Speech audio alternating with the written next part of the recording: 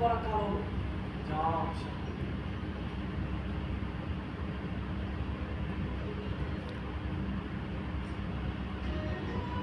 কে কে ছিল? আপনি চুপ করে আছেন কেন? আমি আপনি? আমি আমি সেই দানব, আমি সেই নিকৃষ্ট, আমি সেই পাপী, আমি সেই শয়তান।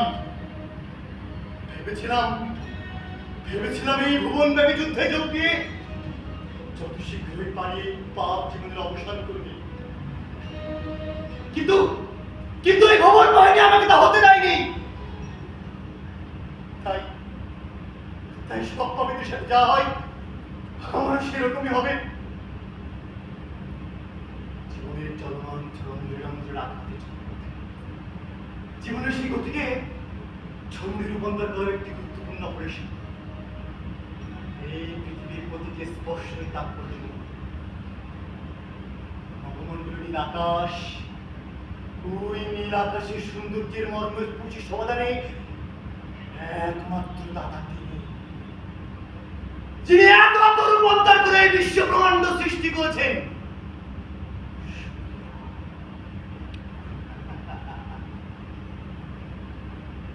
সৃষ্টির শিলাতে আমাদেরকে যেমনি আষ্টি বৃষ্টি বেঁধে রেখেছে, তেমনি তেমনি বাধাহীন অব্যক্ত বেদনার সারাও কম নয় এখানে।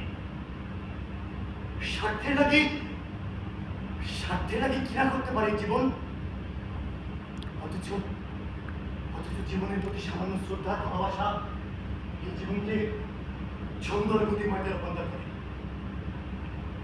আমাদের নিজস্ব মানে একান্ত নিজস্ব স্বার্থের কারণেই কত ছন্দময় কবিতার অপরিণাম হচ্ছে, যা ফুটান্ত গোলাপের অপমৃত্যু ঘটাচ্ছে। আমরা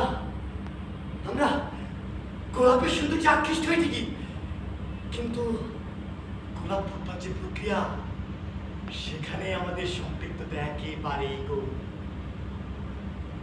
এইবার বলবে রাইহান। আমি বলছি এখন, বলবীর বল উন্নত মহশির শির নিহারি আমি আমারই নতশির ওই শিখর বিমান। এই ছোকরা, এটা কি নাটক পেয়েছো? হ্যাঁ, নাটক পেয়েছো? ভালো করে বলো। বলবীর বল উন্নত মহশির শির নিহারি আমারই নতশির ওই শিখর বিমাত্রী। এইবার বলবে ও দুর্বল ভাবেসনি, উনি আমাকে রাধা ভেবেছেন। কৃষ্ণের বাঁশির সুর